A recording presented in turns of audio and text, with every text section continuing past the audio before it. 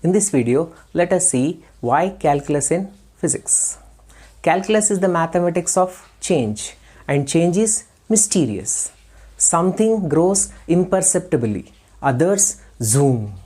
Temperature rise and fall. Smoke curls through the air. Planets wheel through space and time. Time never stops. Think about change and you may reach some pretty strange conclusion. In ancient Greece, Zeno of Elea, a philosopher, thought about change and convinced himself that motion is impossible. He reasoned like so. Motion is a change of position over time. At any instant, no change of position takes place. Therefore, there can be no motion at any instant. But time is a succession of instants. Therefore, motion never takes place. In late 1600s, roughly 2000 years after Zeno, two other guys had a different idea. Isaac Newton and Gottfried Leibniz looked at the problem this way. Even though a moving cannonball goes nowhere in an instant, still it has something that indicates motion. What it has is velocity. A number, you might say that every object carries around an invisible meter that reads out the object's speed and direction at all times. In other words, we can imagine that everything has a sort of speedometer, just like the one in a car, except that this speedometer indicates direction too. Actually, we want a velocimeter, not a speedometer. A velocimeter looks just like a speedometer, except that it attaches a minus sign to the speed when the car is backing up. Velocity is the negative of the speed when you go in reverse. To appreciate the difference between speed and velocity, imagine a car moving forward for 1 hour at a steady rate of 50 km per hour. Then turning around and coming back in negative direction for another hour at the same speed.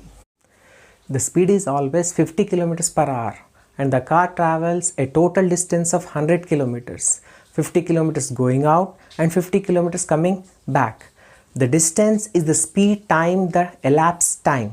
So total distance is equals to speed into elapsed time, and speed is 50 km per hour and time is 2 hours. So total distance is 100 kilometers. Let us see average speed. So the average speed is the total distance divided by the time. So average speed is equals to total distance upon elapsed time. Total distance is 100 kilometers upon total time is 2 hours. That is equals to 50 kilometers per hour is the average speed of the car. But in terms of velocity, the car moves at 50 km per hour the first hour and at minus 50 km per hour the second hour. The total change of position is 0, so the car ends where it started. Its average velocity is the change of position divided by the elapsed time. So change of position is 0 kilometers upon elapsed time is 2 hours, which is equals to 0 km per hour is the average velocity of the car.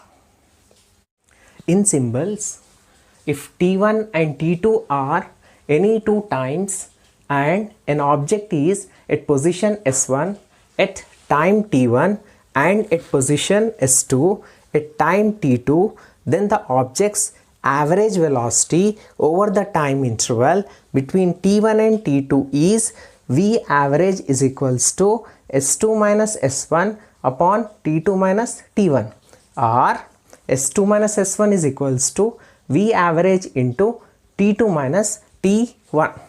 Now we need a better driver, someone with a steadier foot. So let's put my friend Delta behind the wheel. What does it mean when Delta's velocimeter reads 100 km per hour? For one thing, it must mean that if he were to hold his velocity perfectly steady, then he would go 100 km in 1 hour.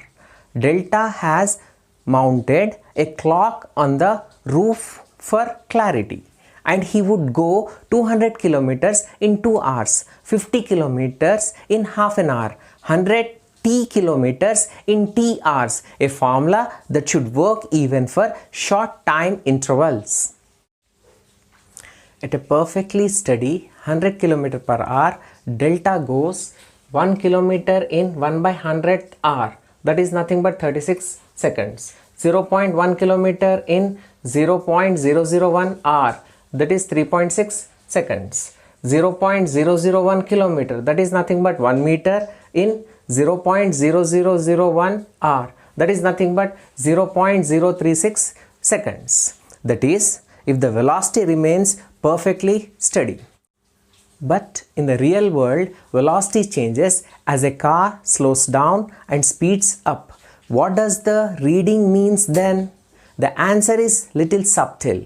You have surely noticed that over a very short time period, a speedometer does not change much.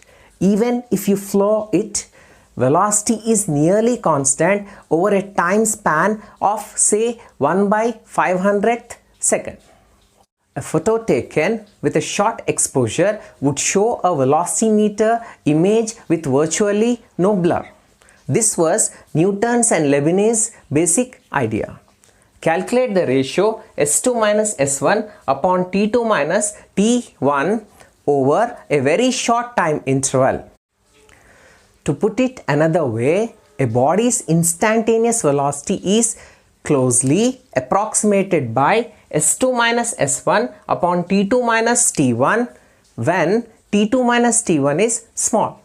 But Newton and Leibniz wanted more than an approximation. They wanted the velocity's exact value, and what's more, they showed how to get it. Forget measurement. They used math, a new kind of math they invented especially for the purpose. We call it calculus. If a body's position depends on time according to some formula, then calculus pops out, a new exact formula for the velocity at any time. Leibniz's approach seemed especially fishy. He was happy to divide one thing by another not only when the quantities were small, but also when they were infinitely small, but not zero. Calculus worked, and it worked beautifully. It was amazingly effective. It produced results. So people put calculus to work, not only finding velocities, but also the rate of change of all kinds of fluctuating quantities. Calculus is used everywhere, like astronomy, communication, electronics, biology, chemistry, mechanics, statistics, computer science, psychology, etc. In my next video, we will see putting physics into motion.